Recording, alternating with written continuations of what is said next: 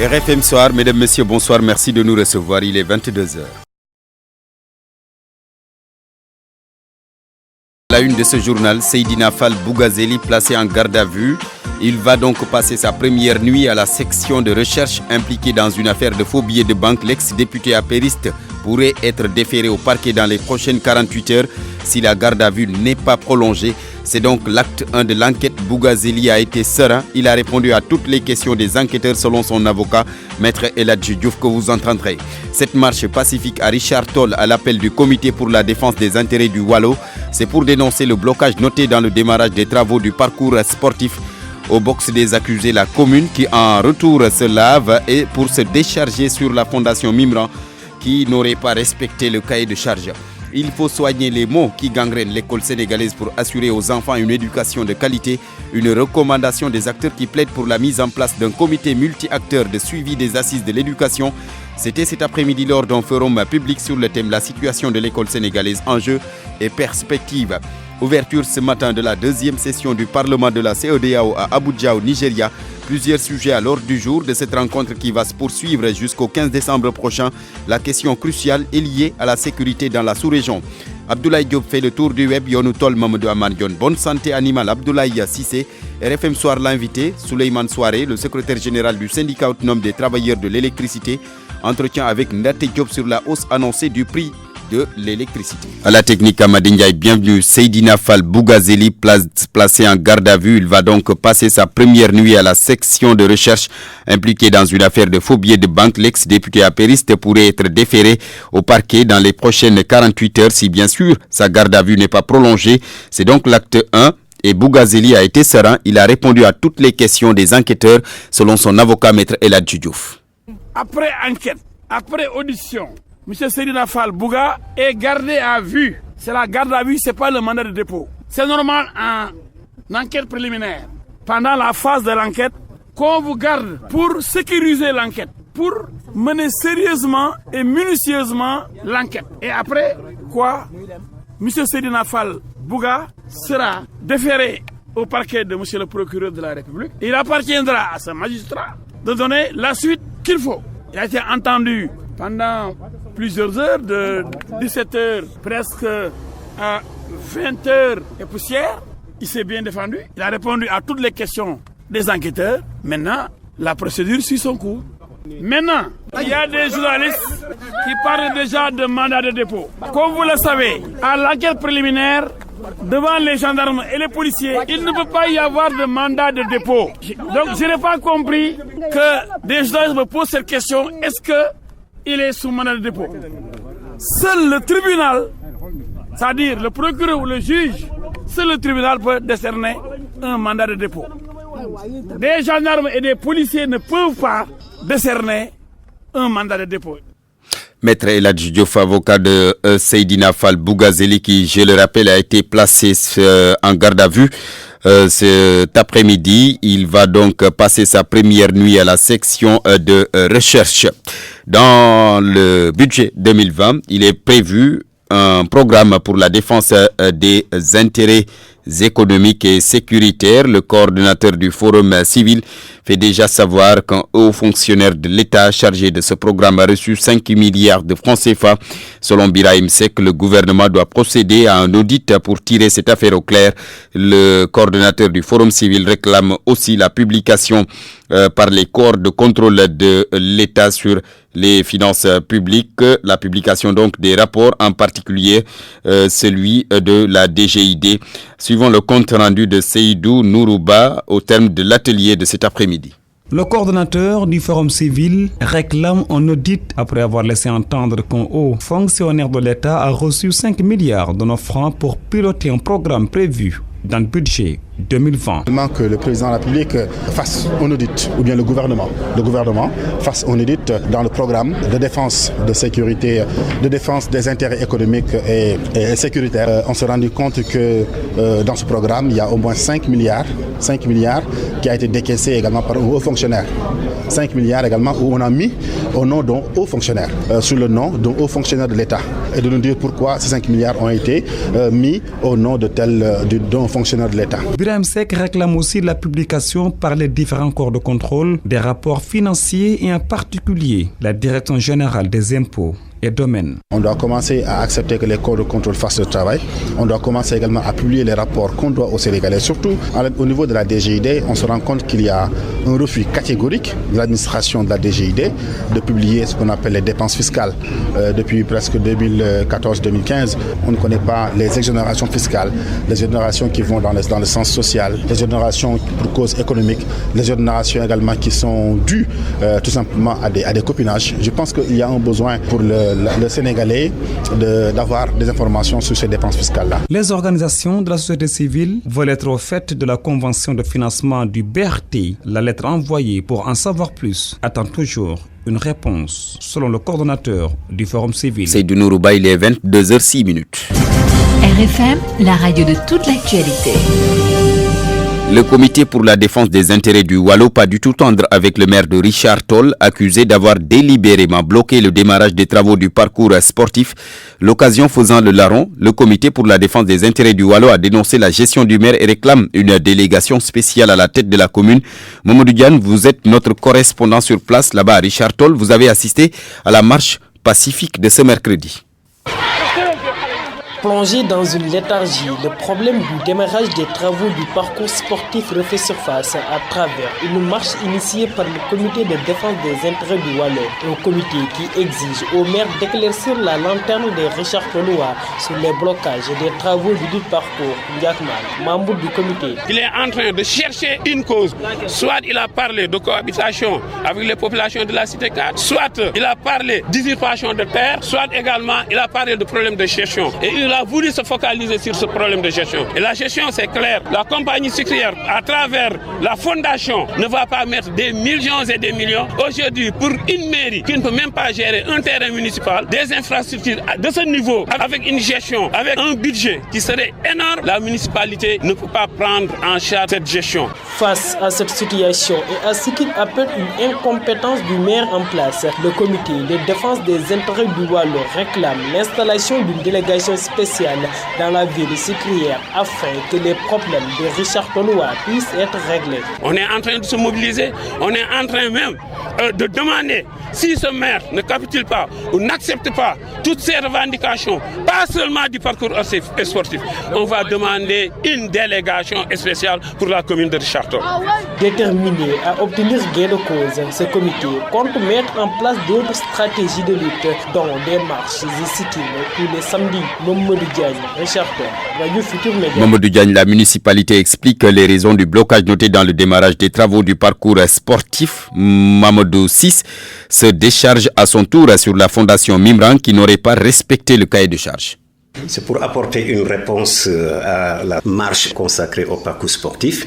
Nous, notre position, c'est la position du conseil municipal de Richard Toll qui a eu à délibérer sur cette affaire et a pris langue entre guillemets. Ils ont demandé à la CSS de répondre à 3 conditions fondamentales pour débloquer cette situation. Parmi lesquelles conditions, d'abord, il y a la question de l'assiette de substitution, mais aussi qu'il y ait un acte de donation. Et le troisième élément maintenant, le coût du projet qui vacille entre 50 et 160 millions. Le conseil municipal a demandé qu'on leur donne de façon exacte le coût chiffré de ce projet-là. Alors jusque-là, maintenant, nous attendons la réponse de la fondation Marie-Louise Mimran pour pouvoir vraiment donner une suite à cette affaire. C'était Mamadou VI. Une réponse donc au nom de la municipalité de Richard Toll accusé dans cette affaire. Augmentation à vue du prix de l'électricité, la mesure qui entre en vigueur le 1er décembre prochain suscite une colère chez les populations de Kaolack. Certains estiment que c'est la conséquence d'une mauvaise gestion du régime Sall, ce qui à leurs yeux est inadmissible pour un État qui se glorifie de sa croissance économique. Un micro-trottoir réalisé par Ibrahim Diamé, notre correspondant sur place. Si l'État du Sénégal augmente le coût de l'électricité, les badauds et les gorgolous que nous sommes, ça va nous coûter excessivement cher. Et la vie actuellement au Sénégal est trop chère. Je pense que l'État du Sénégal doit revoir et voir encore cette augmentation sur les prix de l'électricité. Moi je me pose la question, nous sommes dans quel pays où on parle que donc, la croissance est montée de 7, quelques %. Mais les Sénégalais ne jouissent pas de cette situation, de cette hausse de croissance. On ne jouit pas de ça. Parce que comment on peut se lever un bon jour dans un état sérieux pour dire que nous allons augmenter le prix de l'électricité? C'est inadmissible. Non, on s'y attendait depuis très longtemps. On savait que les caisses de l'État étaient vides. L'État ne parvenait plus à supporter la charge au niveau de la Sénélec. Mais tout cela est dû à une chose, à une certaine politique qui a été menée depuis très longtemps, à savoir que c'est le tape à l'œil, le raccommodage c'est-à-dire que l'État a engagé tous les fonds dans des chantiers de prestige. Il est contraint d'augmenter le prix du courant et je sais qu'il va encore augmenter parce que ça ne suffira pas pour résorber le déficit de l'État du Sénégal. La réaction de quelques Kaolakois suite à cette hausse annoncée sur le prix de l'électricité. Je rappelle que la mesure entre en vigueur le 1er décembre prochain. Le secrétaire général du syndicat autonome des travailleurs de l'électricité, justement, il défend cette hausse du prix de l'électricité selon Souleymane Souaré. Cette hausse s'explique par l'arrêt de la politique compensatoire de l'État du Sénégal. Toutefois, il précise que l'augmentation vise plus les entreprises. Nous l'écoutons. La hausse est due simplement au fait que l'État s'était engagé à se substituer aux consommateurs pour compenser le tarif. Il l'a fait pendant un certain temps. Il s'est engagé à le faire. Mais ce montant étant très élevé, de 2017 à 2018, il y a eu 104 milliards en 2017 et 2018 presque 150 milliards. Si vous calculez le tout, ça fait 250 milliards qui ont été dépensés déjà par Sénélec. Et sur ce montant-là, la loi de finances rectificative, l'État n'a pu verser à Sénélec que 125 milliards. C'est un remboursement de nos charges. C'est une somme qui est due à Sénélec qui lui a été remboursée, qui va lui être remboursée, qui n'a pas encore été fait. Et les bailleurs de fonds, et tout le monde trouve que c'est injuste parce que c'est l'ensemble des contribuables qui supportent les surcoûts de l'exploitation de l'électricité, alors qu'en milieu urbain, c'est 80% des populations qui en bénéficient. En milieu rural, c'est à peu près autour de 20 à 40%. C'est comme le pétrole ou les prix des denrées de première nécessité. Si l'État ne subventionne pas... Il est nécessaire d'augmenter le tarif. Maintenant, l'État avait le choix. Est-ce qu'il peut continuer ad vitam aeternam à subventionner le tarif? Ou il faut arrêter? Parce que quand même 125 milliards, même si ce n'est pas la totalité de ce qui devait être versé par l'État, c'est une somme considérable. En réalité, moi je pense que les Sénégalais, pour l'ensemble, devraient pouvoir accepter cela. Un bien, on l'achète quand on en a besoin. Mais on ne peut pas se payer le luxe d'avoir un bien qui vous serve et qui est au cœur de vos besoins et ne pas vouloir en donner le prix. Souleymane Souaré, le secrétaire général du syndicat autonome des travailleurs de l'électricité. Je rappelle que vous entendrez l'intégralité de cet entretien qu'il a accordé à Ndaté Diop en fin de journal. Il est l'invité d'RFM Soir. Lutte contre l'insécurité dans la banlieue de Dakar. Médina Gounass va bientôt se doter d'une police de proximité. Les autorités locales sont en train de chercher un site qui pourrait abriter cette police de proximité. En attendant, les populations de cette commune de Guédiawaye se rabattent sur les commissariats environnants. Beidiba, le maire de Médina Gounass, s'en est ouvert à Salif Sow. De l'avoir avec l'ancien ministre qui était là, mais on avait confronté un problème d'espace. Mais toujours nous, on a la police avec nous parce que le commissariat de Guédiawaye, le commissariat central de Guédiawaye s'ouvre ses portes en face de la commune de Médina Gounass. Bon, ils sont aussi secondés par Thiaroye, le commissariat de Thiaroye. Même Wakana Nimzat est là parce que Médina Gounass est au milieu de ces communes. Et entre Dida Thiaroye et Wakana Nimzat et Sam Notaire. Donc la police est là. Mais bien sûr qu'on a besoin quand même d'une poste de police de proximité. Mais comme on est confronté à un problème d'espace, c'est pour cela peut-être on n'a pas encore pu réaliser ce projet. Mais Inch'Allah, on est en train de voir si même qu'on achète une maison et on le transforme en un commissariat, on le fera Inch'Allah. Et dans l'urgence, qu'est-ce qu'il faut pour renforcer la sécurité dans la zone? Bon, dans l'urgence, c'est ce que le cadre est en train de faire. C'est de faire des sensibilisations, c'est de faire des alertes. En tout cas, je sais qu'avec ce comité, ça va quand même changer. Aujourd'hui, vous avez vu, on est avec les derniers quartiers, avec les imams, les OCB. Donc, si on passe par ces gens, je pense que d'ici peu de temps, on peut régler le problème, même si ce n'est pas à 100%. Beidiba, le maire de Médina Gounass, qui répondait aux questions de Salif Sow. 22h14, une courte pause et la suite. RFM 94.0, la radio en puissance.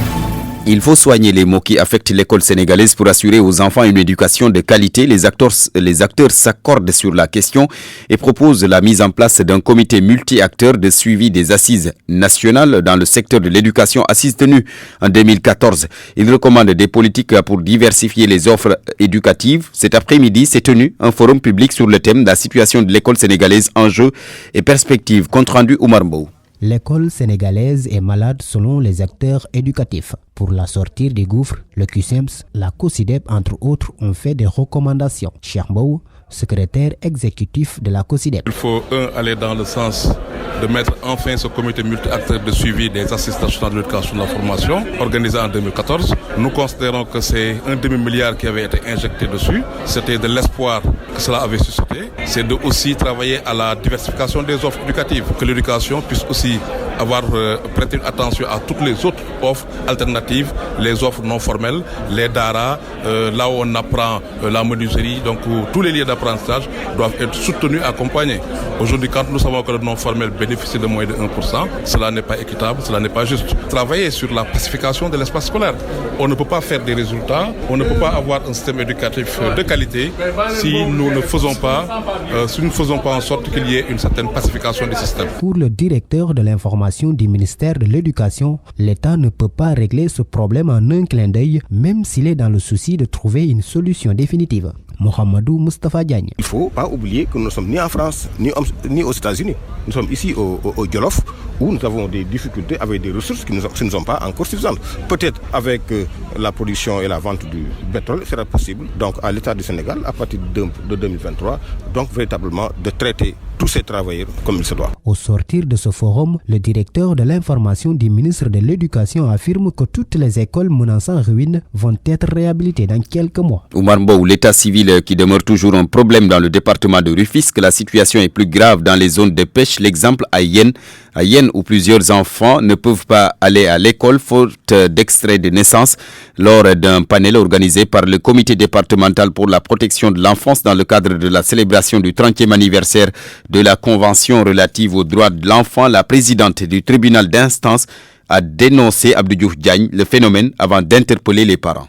La situation est plus préoccupante à Yen, localité dont l'activité principale est la pêche. Là-bas, les pêcheurs qui partent en campagne ne déclarent souvent pas leurs enfants à leur naissance. Ces derniers sont écartés du système scolaire. Selon Margot Diallo, conseillère municipale. Vu la rareté des produits halieutiques, souvent les populations se déplacent vers la Gambie ou la Mauritanie. Une fois l'enfant est né, ils reviennent au village sans pièce d'état civil. Souvent ces enfants sont tout au long de la plage. L'enfant ne parvient même à aller à l'école pour le manque de pièces d'état civil. Donc l'enfant est là, c'est un apatride, il ne peut pas aller à l'école. Pour donner une seconde chance à ces enfants, la présidente du tribunal d'instance de Rufisque annonce une audience foraine. Souvent dans ces zones de pêcheurs, les femmes n'ont pas de certificat de mariage. Mais tout ce que nous comptons faire, il y aura certainement des audiences qui vont se tenir dans ces localités pour régulariser les enfants qui n'ont pas d'extrait d'acte de naissance. Aïssatou Kanté Faye a aussi sensibilisé les enfants et leurs parents sur les dangers de la diminution de l'âge. C'est de la fraude. Une personne ne peut pas avoir deux identités. Tu es né une seule fois, tu es déclaré une seule fois. Jugement, c'est des décisions rendues par les juges en audience publique. C'est le moment aussi de sensibiliser davantage la population, que chacun s'y mette pour que nos enfants qui sont notre avenir de demain puissent avoir ce document précieux. Sensibilisation sur l'importance de l'état civil a été le thème choisi par le comité départemental pour la protection de l'enfance de Rufisque à l'occasion de la 30e anniversaire de la Convention relative aux droits de l'enfant. RFM Rufisque, Abdou Diouf Diagne. Le 28 novembre prochain, la journée nationale de l'élevage, cérémonie officielle à Kayel, dans le département de Mbacké. Déjà, Marema Diop, les éleveurs listent leurs préoccupations allant du vol de bétail au conflit avec les agriculteurs.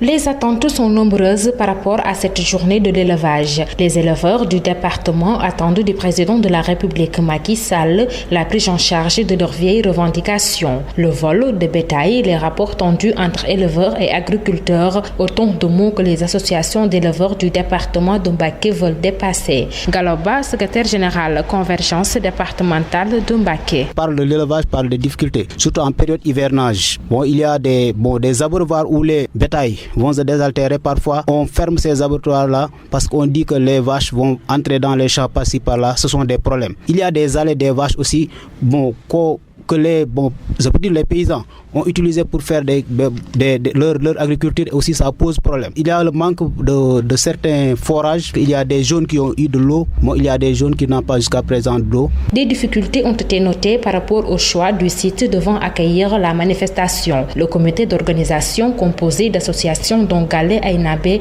Anapes et Unopes rassure. C'est à l'entrée de Kael, c'est là où se passera la journée, Inch'Allah. Bon, actuellement, il y a des ouvrages qui sont en train de se faire pour cette route-là, pour qu'il n'y aura pas de problème pour ceux qui vont venir. La commune de Kael fin prête pour accueillir la journée nationale de l'élevage. Elle sera une vaste tribune des acteurs de l'élevage pour discuter des problèmes qui gangrènent leur sous-secteur. Marema Diop, Touba, RFM. Marema Diop, merci. En plus bref, ce communiqué des leaders de la Grande Alliance au terme de sa réunion tenue ce mercredi, Pape Diop, Idrissa Seck, Hadjibou Soumaré, Madické Niang, Issa Sall et Malick Gakou ont échangé sur la situation nationale et internationale. Ils se sont prononcés sur l'état d'avancement du dialogue politique et ont réaffirmé leur détermination à faire de la Grande Alliance une force politique au service de la défense des intérêts du peuple sénégalais. Et pour cela, ils engagent toutes les composantes de leur formation politique à consolider les bases de la mobilisation pour le Sénégal. La Grande Alliance termine son communiqué par des condoléances à la nation et au Parti socialiste suite au rappel à Dieu de Colette Senghor, l'épouse du premier président du Sénégal indépendant, Léopold Sédar Senghor. 22h21. Merci de suivre le journal sur RFM. RFM Soir. RFM Soir. Barthélémy Ngom. Thiaroye-sur-Mer, 6 pêcheurs portés disparus en mer. Donc, depuis lundi prochain, leurs familles sont dans l'inquiétude. Ils dénoncent le manque d'assistance des autorités et demandent l'aide de la Marine nationale. Ndongoka. À l'heure où les vagues se déferlent timidement sur la plage de Thiaroye-sur-Mer, Fatou Ndoye pense à son fils qui s'est perdu en haute mer depuis 5 jours. Il s'appelle Habib Bao. Je suis revenu d'un décès et on m'a dit qu'il est parti à la mer. Il n'avait ni femme ni enfant. Devant chez elle, amis et voisins viennent se solidariser. Au total, ces 6 pêcheurs de Thiaroye-sur-Mer qui sont portés disparus en l'espace de 5 jours. Au quai de pêche, toutes les embarcations sont accostées. Le lundi, il y avait 2 pirogues qui ont pris la responsabilité d'aller chercher le pirogue. Il y avait 3 personnes qui sont allées là-bas pour chercher l'autre pirogue. On a perdu le contact depuis dimanche. On n'a pas parlé avec ces jeunes-là. Les jeunes pêcheurs mobilisés sont tous à l'affût de bonnes nouvelles venant en pleine mer. N'empêche, ils déversent leur colère. C'est les jeunes qui sont mobilisés pour trouver du carburant, pour trouver de l'argent, pour demander des quêtes. Je pense que ça, c'est honteux. Donc les autorités locales doivent faire quelque chose pour les jeunes. Ils ont embarqué ici à Thiaroye-sur-Mer. Ce ne sont pas des gosses de Yara. Souleymane Diop a mis à contribution sa pirogue dans les opérations de recherche, mais avant de rejoindre la terre ferme, il était en contact avec les disparus. La dernière fois que j'ai communiqué avec eux, ils me disaient qu'ils étaient près d'un phare, mais ils n'apercevaient pas la ville, alors que moi qui étais à 20 km, je voyais la ville. C'est ainsi que je suis parti vers la zone de Ngor et Dakar pour les retrouver. Ils disaient qu'ils avaient un problème de machine.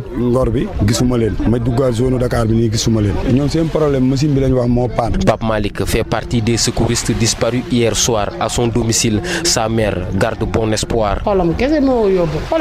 Il a juste suivi son cœur et je prie que ce dernier leur vienne en aide, lui et ses compagnons. Le bon Dieu accepte nos prières.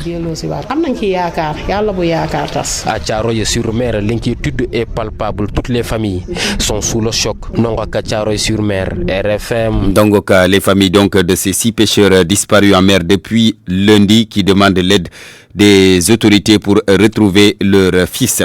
Début de la 2e session du Parlement de la CEDEAO à Abuja jusqu'au 15 décembre prochain. Les députés vont se pencher sur plusieurs sujets, mais la question de la sécurité dans la sous-région va occuper les débats. Famadion, notre envoyé spécial, a assisté à l'ouverture officielle de cette 2e session du Parlement de la CEDEAO qui s'est déroulée dans la capitale fédérale du Nigeria. Cette deuxième session du Parlement est l'une des dernières étapes de l'année 2019. Particularité, elle se tient dans un contexte où la question sécuritaire est préoccupante dans la zone CEDEAO, car marquée par des attaques terroristes. Moustapha Cissilo, président du Parlement de la CEDEAO. Le terrorisme et l'insécurité ont atteint des proportions inégalées dans notre région. Ils constituent aujourd'hui les défis majeurs que nous devons absolument relever, car nous sommes unanimes que sans la paix et la sécurité, il ne peut y avoir de développement durable. Le Mali et le Burkina Faso ont récemment connu des attaques, une situation qui interpelle les parlementaires. À leur tour, ils prônent une action coordonnée pour venir à bout du terrorisme. Et Salé Poli, parlementaire ivoirien. Nous pouvons faire, c'est de jouer notre partition pour que d'abord ceux qui interviennent pour maîtriser ces attentats puissent coordonner leurs actions. Et que c'est lorsque les actions seront coordonnées avec la population qu'il faut impliquer. Parce que le meilleur exercice ici pour bloquer quelque chose qui n'est pas bon, c'est la population qu'il peut avoir en complice. La cérémonie officielle passée, les députés vont se pencher sur les rapports pays. Il s'agit de la présentation de la situation sécuritaire, économique, entre autres questions sur les droits humains. Pour le Sénégal, le cas Karim Wade sera certainement évoqué. Fama Dione, Abuja, Radio Futur Média. RFM Sport. De sport, nous parlons de la Coupe du monde de beach soccer. La compétition démarre demain au Paraguay, mais les Lions entrent en lice vendredi. Le sélectionneur national se réjouit déjà d'avoir récupéré ses joueurs qui étaient malades. Ngala Sylla est aussi revenu sur les matchs de préparation perdus contre le Paraguay et Oman. Il s'est confié à notre envoyé spécial, Soda Thiam. Tout d'abord, on remercie le bon Dieu. On vient de récupérer tous les blessés ainsi que les malades parce que depuis notre arrivée ici, on a vu Alcine Ndiaye et Raoul Mendy étaient malades. Et du coup, depuis 2 jours, ils ne se sont pas entraînés avec le groupe, mais Dieu merci, on touche du bois. Donc maintenant, tous les jours, le groupe est au complet.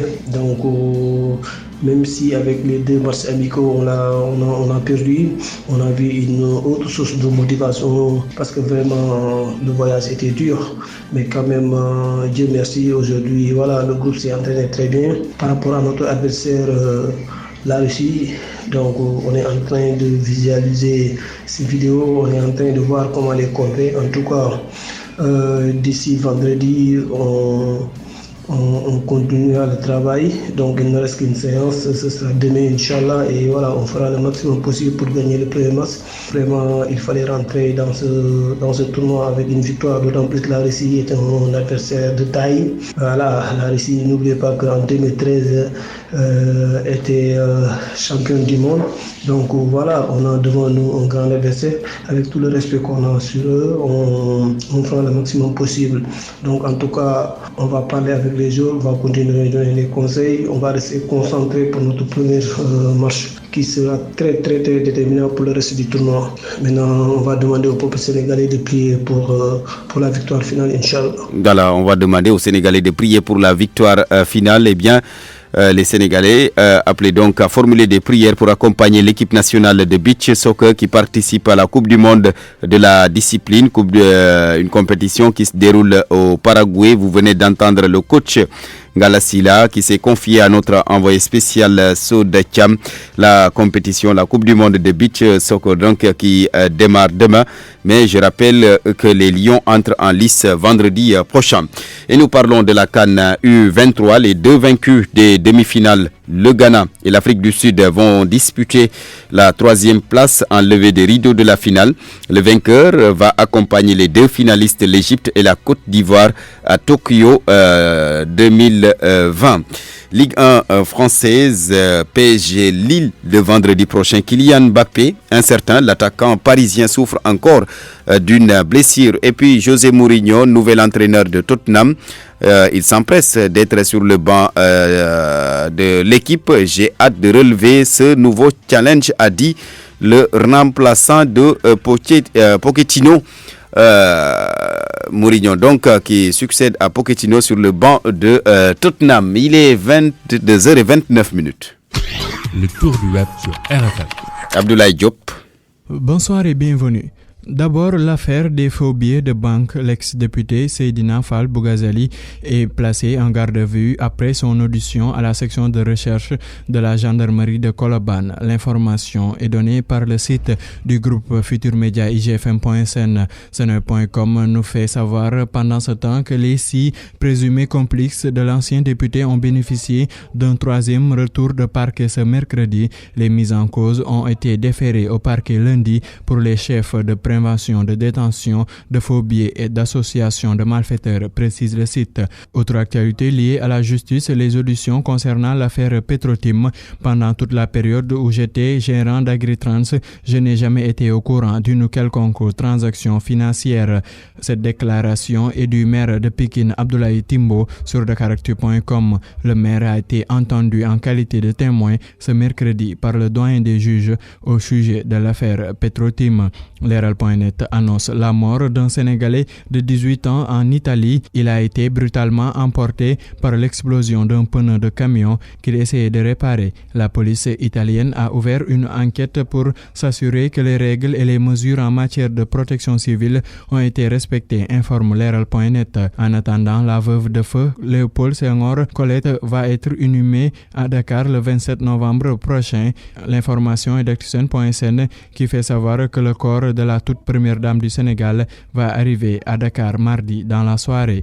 Du sport, le milieu de terrain Younous Sankharé, mis à pied à titre conservatoire le 5 septembre, a été libéré de son contrat par les Girondins de Bordeaux. Un accord a été signé entre le football club des Girondins de Bordeaux et M. Younous Sankharé, ont indiqué mercredi les Girondins dans un court communiqué transmis à l'AFP. Le tour du web, c'est fini. Merci de l'avoir suivi. Merci beaucoup Abdoulaye Diop. Bonsoir Mamoudou Amar Ndione. Bonsoir et bienvenue.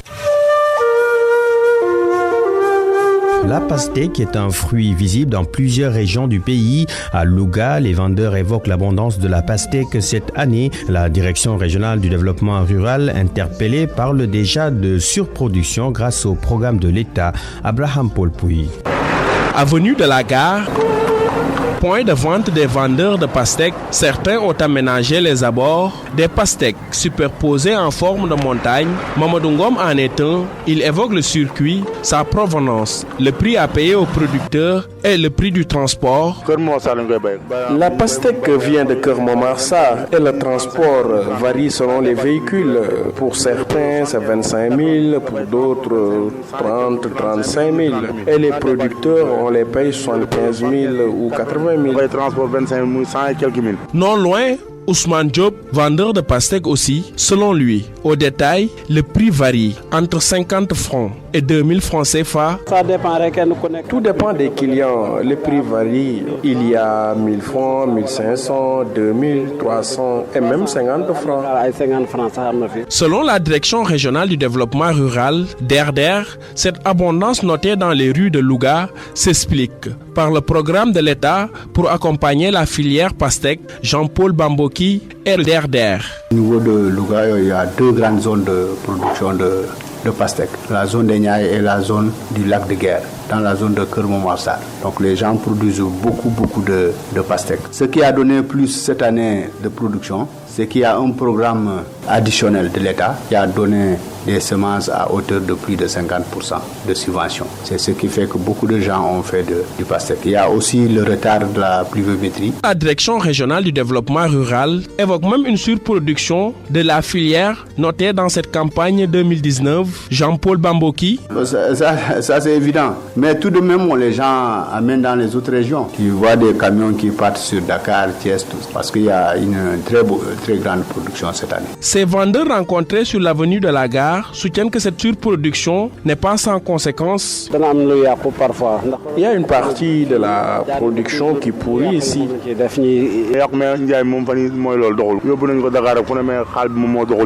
Les vendeurs sollicitent davantage l'aide de l'État pour sécuriser la filière pastèque pastèque. Abraham Paul Pouilouga, Radio Futur Média. Le portrait d'un vendeur de pastèques au marché syndicat de Pékin, Birama Faye, est originaire de Bombay. En cette période de campagne de pastèques, l'homme se frotte bien les mains. Grossiste dans le secteur, comme il aime se faire appeler, Birama Faye dépense même jusqu'à plus de 2 millions de francs CFA pour acheter la charge d'un camion. Le seul hic dans son commerce, ce sont les dettes contractées par sa clientèle. Ndongoka est allé à sa rencontre. Aux abords du marché syndicat de Pékin, c'est un décor atypique qui frappe à l'œil. Des amas de pastèques jonchent tout le trottoir de la route appelée Talibou Bès. C'est la période des pastèques. C'est ici, en face du stade Alassane Djigo, que Birama Faye s'active dans le commerce de pastèques, disons comme grossiste. Par détail, non, rarement.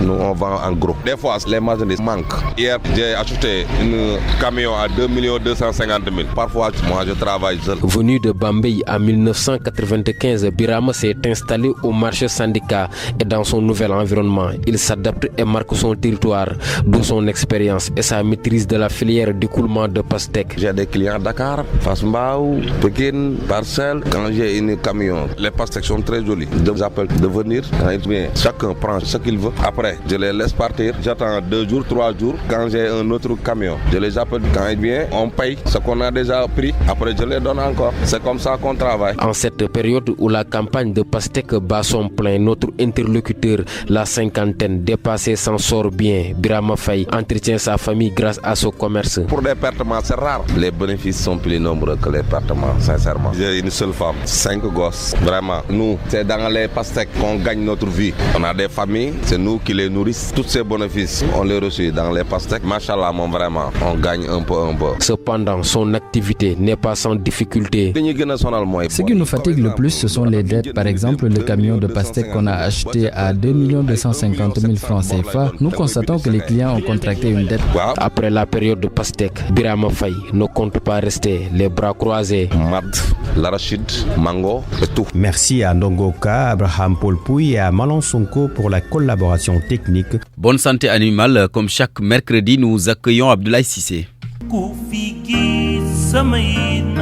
Excite donc l'hivernage, voici venu le temps des vaches maigres, expression consacrée que redoutent tous les éleveurs. L'herbe a disparu et les pâturages sont lointains. Cheikh Alioune Konaté, qui êtes-vous? Docteur vétérinaire, directeur qualité, formulation et marchandises. Ça tombe bien docteur, fabricant d'aliments et c'est votre saison qui commence certainement. Docteur, quel est le mode d'emploi pour nourrir et bien nourrir son animal? D'abord, il faut savoir que l'alimentation du bétail répond à des normes. Il faut connaître les besoins de l'animal d'abord et avant de s'orienter à un type d'aliment. Docteur, quand vous dites connaître les besoins de l'animal, est-ce que les gens donnent l'impression de bien connaître les besoins des animaux ou on fait juste au pif comme ça? Oui, je pense que les gens font au pif et font suivant le ressenti. Il n'y a pas une connaissance des besoins des animaux, ce qui engendre beaucoup de pathologies liées à une mauvaise alimentation, soit une alimentation qui n'est pas bien équilibrée, soit en termes de quantité, soit en termes de qualité, ce qui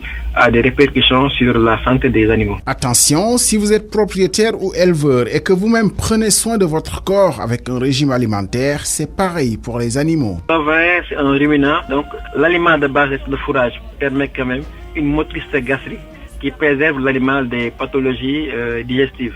Il faut de l'eau à volonté, de qualité en quantité. Et le concentré vient en complément, donc parmi les concentrés, il y a les matières premières. Dans la ration, on a différentes matières premières qui, associées, suivant les incorporations bien maîtrisées, concourent à donner un aliment bien équilibré. Donc, chaque matière première apporte quelque chose dans l'aliment. Tout ce qui est tout apporte de la protéine. Donc, on prend du racole d'arachide, du racole de soja, du racole de coton, ça apporte de la protéine. Alors que tout ce qui est céréales, le maïs, le blé, le sorgho, ça apporte de l'énergie. Donc il faut que les incorporations de ces différentes matières premières soient bien équilibrées. Et si vous êtes comme moi, éleveur du dimanche, ou que vous n'achetez le mouton que pour la tabaski, attention à ne pas trop le gaver au risque de provoquer une indigestion. Il faut faire une transition alimentaire, c'est-à-dire ne pas brutalement donner à l'animal un nouvel aliment qui peut entraîner des indigestions. À partir de là, il faut savoir que l'animal a des performances qu'il ne peut pas dépasser. Ça, c'est la génétique. Ça ne sert à rien de gaver l'animal au risque de le tuer. On récapitule, l'aliment est le premier médicament et la posologie et le mode d'emploi sont chez l'humain ce que le dosage et le rationnement sont à l'animal. À la santé des animaux, à la semaine prochaine. La chronique du jour signée Mbaye Sidi Mbaye. Je suis tombé vendredi dernier sur une lecture qui m'a plu et même séduit. Une histoire des Wolofs, faiseurs de désordre aux États-Unis. Des Wolofs musulmans, rebelles à toute forme de domination, abhorrant l'esclavage. Nous sommes à la moitié du XVIe siècle. En 1552, les Wolofs musulmans de la République dominicaine provoquent un soulèvement dans la plantation du fils de Christophe Colomb, pas moins. Craignant le mauvais exemple, un décret royal en 1626 interdit et met fin à l'autorisation de Wolofs, de musulmans, dans les colonies américaines. Mais, comme l'affirmait haut et fort Maître Lamine Gueye, premier président de l'Assemblée nationale du Sénégal, on n'arrête pas la mer avec ses bras. La résistance aux forces coloniales, la révolte contre l'esclavage, les combats pour la liberté, pour l'émancipation des peuples à travers le monde, la participation aux luttes de libération et à leur corollaire, défense des droits humains et des libertés, partout où il y a nécessité à travers le monde. C'est un idéal porté comme une marque indélébile sur notre ADN. Ces caractéristiques de liberté, de respect et de démocratie, nous les partageons avec qui veut, mais elles ne sont ni à négocier, ni à vendre. Il suffit simplement de s'accorder sur l'honneur et d'être prêt à verser son sang. Question Ndate Diop, réponse Souleymane Souaré, le secrétaire général du syndicat autonome des travailleurs de l'électricité. Barthélémy Ngom, merci. Vous l'avez dit, notre invité est M. Souleymane Souaré. M. Souaré, bonsoir. Bonsoir. Vous êtes le secrétaire général du syndicat autonome des travailleurs de l'électricité, SATEL. Hier, la commission de régulation du secteur de l'électricité a annoncé une hausse du prix de l'électricité allant de 6 à 10% d'ici au 1er décembre 2019. Comment peut-on expliquer une telle hausse ? Je vous remercie, Naté. Je voudrais déjà d'emblée vous dire que cette hausse, on s'y attendait. Parce que, vous savez, la Sénélec est une entreprise nationale qui est gouvernée selon un régime de revenu maximum autorisé. Et ce revenu maximum autorisé est fixé sur la base d'un certain nombre d'éléments. Ces éléments-là, c'est les coûts d'exploitation de l'industrie électrique de Sénélec, les coûts de production qui induisent le combustible, qui est fortement dépendant du pétrole, et aussi les charges de fonctionnement, telles que les charges sociales. En plus maintenant de cela, il y a aussi dans la structure des prix certains éléments tels que le service public de l'information et la régulation qui sont pris en charge dans la structure des prix. Maintenant, Sénélec n'a pas la possibilité de faire une exploitation comme une entreprise, disons, normale qui équilibre ses comptes à partir de ses coûts de production en fixant elle-même ses prix. Non, Sénélec est soumis à un régime qui a été fixé dans le cadre de la loi d'orientation du secteur de l'énergie. Il y a un acteur qui s'appelle Sénélec qui est concessionnaire du service public de l'électricité et un autre acteur qui s'appelle la CRSE qui est le régulateur. Dans le communiqué final de la CRSE, on dit que c'est la Sénélec qui a demandé un ajustement tarifaire, donc la Sénélec est dans des difficultés financières. Non, je ne pourrais pas dire que la Sénélec a des difficultés financières. Parce que, tel que décrit, cela voudrait dire que nous avons des problèmes de gestion de la Sénélec. En vérité, il s'agit de quoi? Il s'agit simplement d'un système qui a été mis en place par notre politique énergétique, notre politique de gouvernance de notre système électrique. Et cette politique-là induit que Senelec doit fonctionner sur la base d'un revenu maximum autorisé. Ce revenu maximum autorisé, c'est l'ensemble des agrégats dont je vous ai parlé tout à l'heure. Alors, s'il se trouve que Senelec, pendant une période de 6 mois où on fait une revue de cette revue tarifaire, a dépassé le montant qui a été fixé par la commission de régulation comme étant ses revenus, capable de lui faire fonctionner correctement, en équilibrant ses comptes et en faisant en sorte que toute l'exploitation soit prise en charge. En ce moment-là, le surcoût qui souvent est dû au fait que nous sommes dépendants du baril du pétrole, qui connaît des fluctuations. Et cette fluctuation-là, elle est prise en charge. Senelec, elle achète son combustible. Elle n'attend pas qu'on lui autorise à acheter le combustible dès lors où son fonctionnement doit être 24 heures sur 24. Vous dites qu'il n'y a pas de difficultés financières, mais dans les motivations toujours de la commission de régulation, on parle de manque à gagner de centaines de millions de francs CFA. Mais c'est vrai. J'ai voulu simplement relever la nuance qu'il y a entre des difficultés liées à la gestion de Senelec et les difficultés liées à un système qui est mis en place, d'où Senelec doit tirer ses revenus et qui malheureusement... Ce manque à gagner est dû à quoi? Ce manque à gagner est dû au fait qu'il y a des fluctuations sur le coût du baril qui impactent sur le coût du fuel et nous sommes fortement dépendants de ce fuel pour faire fonctionner nos centrales. Et maintenant, même l'exploitation des centrales, la maintenance et tout le reste est fortement dépendant de cela. Donc à partir de ce moment-là, chaque fois que nous connaissons des fluctuations sur le coût du baril, les charges d'exploitation de Senelec augmentent.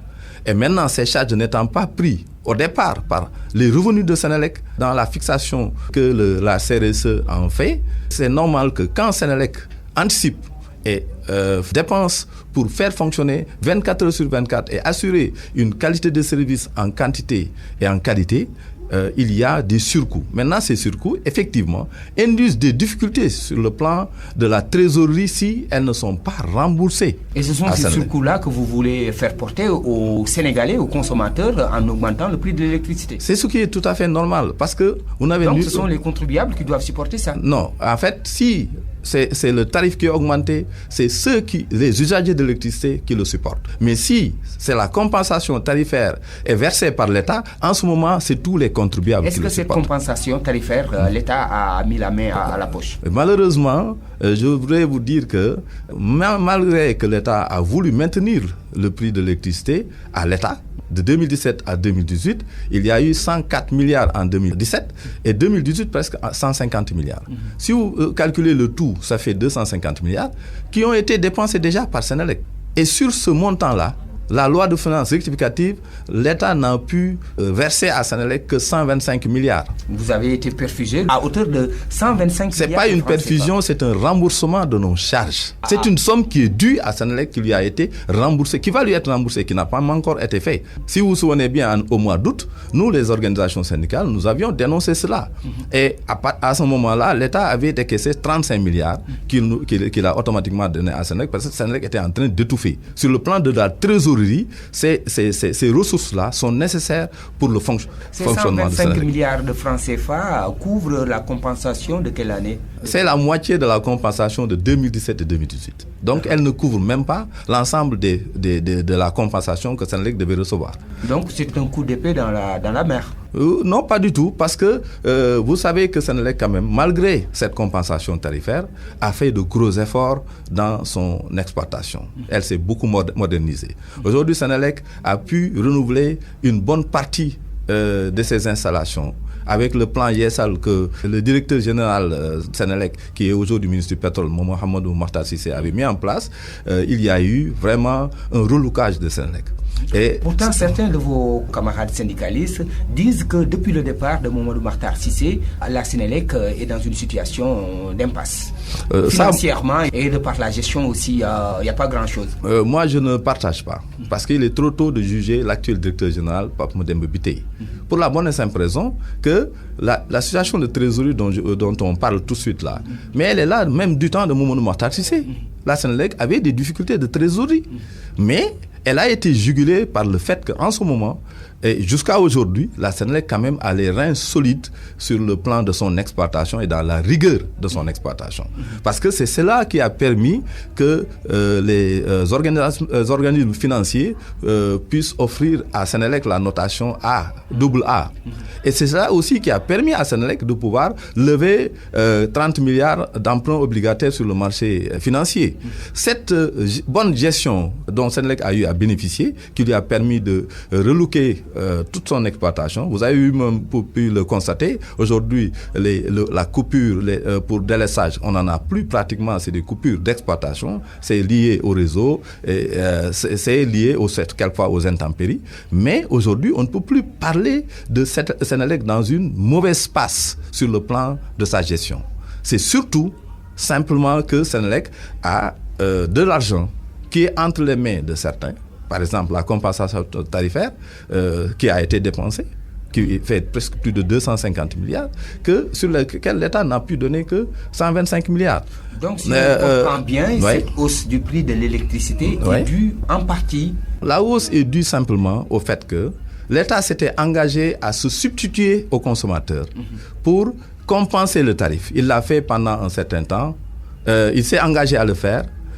Mais ce montant étant très élevé, et les bailleurs de fonds et tout le monde trouve que c'est injuste parce que c'est l'ensemble des contribuables qui supportent les surcoûts de l'exploitation de l'électricité, alors qu'en milieu urbain, c'est 80% des populations qui en bénéficient. En milieu rural, c'est à peu près autour de 20 à 40%. C'est comme le pétrole ou les prix des denrées de première nécessité. Si l'État ne subventionne pas face aux fluctuations du marché mondial, il est nécessaire donc... Il est nécessaire d'augmenter le tarif. Maintenant, l'État avait le choix. Est-ce qu'il peut continuer ad vitam aeternam à subventionner le tarif? Chaque année, ou bien sous chaque régime, on entend des difficultés au niveau de la Sénélec, des problèmes de gestion. Est-ce que réellement la Sénélec est appuyée dans sa mission par l'État du Sénégal? Il faut reconnaître une chose, et ça moi je le dis et je l'ai crié très, très fort à tout moment. Entre 90 et maintenant, il y a eu d'abord la gestion de l'électricité par les socialistes. Quand il y a eu la privatisation de Sénélec, les libéraux qui sont venus au pouvoir à partir de 2000 ont remis en question cette privatisation.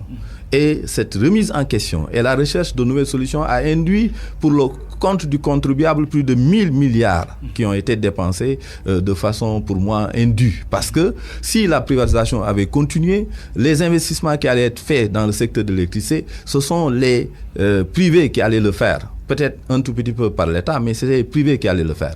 Mais malheureusement, de 2000 à 2012, c'est 325 milliards de compensations tarifaires qui ont été faits sur le tarif de l'électricité. Et à peu près 40 milliards d'augmentation de capital qui a été fait par l'État. Si vous augmentez, vous additionnez tout cela, mais vous n'êtes pas loin avec tous les investissements qui ont été faits presque à près de 1000 milliards. Est-ce que cela est soutenable? Quand le régime libéral a finalement trouvé une solution en mettant en place le plan de restructuration et de relance secteur de l'énergie, le plan TACAL. Mais dès qu'il y a eu changement de régime, on a essayé aussi de remettre en question. Ce qui a induit des retards dans la mise en œuvre de beaucoup de projets de projets. Qui a été finalement opérationnel en 2011. Ça a été mis en place et dès 2012, quand il y a eu changement de régime, on a essayé de remettre en question. Et il y a eu beaucoup de retard sur la mise en œuvre des projets urgents parce qu'il s'agissait d'un plan d'urgence. D'accord? Et malheureusement, ce n'est qu'à partir de 2016, avec l'arrivée de Mohamedou Makhtar Cissé, avec le plan Yessal, que la sérénité est revenue un tout petit peu. Et après, avec le plan Yessal, c'est ça qui a permis à Sénélec de renouveler son équipement de travail. Vous avez vu que la physionomie même de Sénélec a changé. Hein, sa charte graphique a changé. Et même les travailleurs de Sénélec, c'est à partir de ce moment qu'ils ont commencé à se sentir vraiment à l'aise dans leur fonction d'agent de Sénélec. Aujourd'hui, la Sénélec a recouvré un tout petit peu la confiance de ses partenaires, que ce soit soit les acteurs financiers, que ce soit ses fournisseurs et même ses acteurs bancaires. Ça dépend de l'État. C'est pas paradoxal, la Sénélec se porte mieux, mais les Sénégalais sont obligés de décaisser encore pour payer le prix de l'électricité. Mais pour moi, la Sénélec n'aura atteint son objectif que quand on aura atteint l'accès universel.